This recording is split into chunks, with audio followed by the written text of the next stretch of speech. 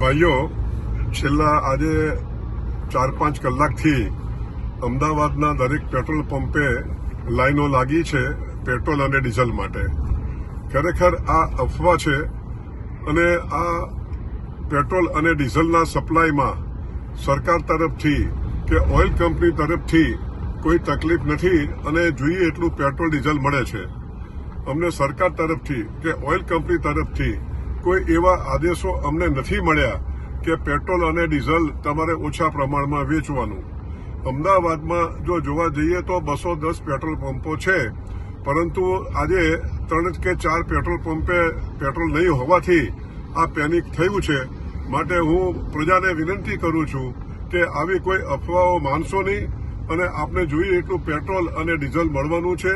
અને આવું જ્યારે પરિસ્થિતિ હોય ત્યારે આપણે અફવાઓ ન માનીને અને પેનિક ન કરવું જોઈએ. અને અમારા પેટ્રોલ પંપને ના ડીલરોને આપ સાથ અને સહકાર આપો તેવી અમારી નમ્ર વિનંતી છે.